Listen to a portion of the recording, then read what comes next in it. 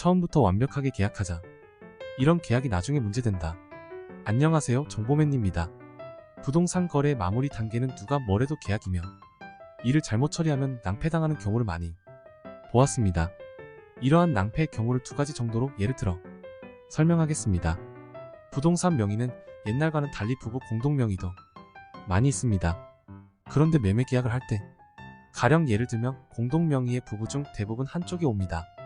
이럴 때 다른 쪽의 인감증명서와 위임장을 지참하고 계약을 진행하면 문제가 없으나 다른 쪽의 인감증명서와 위임장 없이 혼자 오시는 분이 있습니다.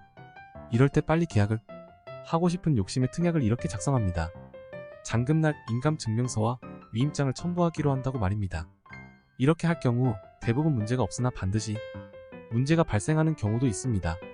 부부 사이가 좋지 않아 부부의 의견이 일치하지 않아 한쪽이 변심하여 계약 자체를 틀어버리는 경우입니다. 이 계약은 성립되기 어렵습니다. 왜냐하면 인감증명서와 위임장이 없는 불완전한 계약이기 때문입니다. 일종의 중개사고입니다. 중개한 자의 책임은 물론 계약 당사자에게도 책임이 있습니다. 이러한 경우는 또 있습니다. 상속부동산의 경우가 그렇습니다. 상속받은 자녀분이 5명이나 되었습니다. 사시는 곳도 전부 달라 멀리 지방에 사시는 분도 계셨습니다. 이 역시 한 분이 계약하러 오실 때 나머지 4분에 대한 위임장과 인감증명서를 지참하지 않고 오셔서 계약을 할 때 잔금 때 위임장과 인감증명서를 전부 완비하는 것으로 특약을 작성하고 계약을 하였으나 막상 잔금 때 그 중 한 사람이 틀어버려 계약이 깨지는 경우도 있었습니다.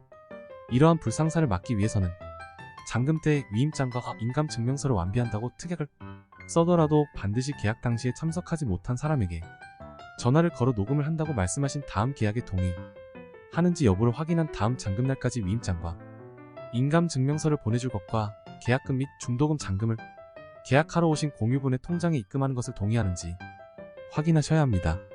그런데 이렇게 하는 경우 완벽한 위임 절차는 아니지만 위임을 인정받을 수 있다는 분과 확실한 확답을 주지 못하는 전문가분도 계시는 점을 염두에 두시기 바랍니다.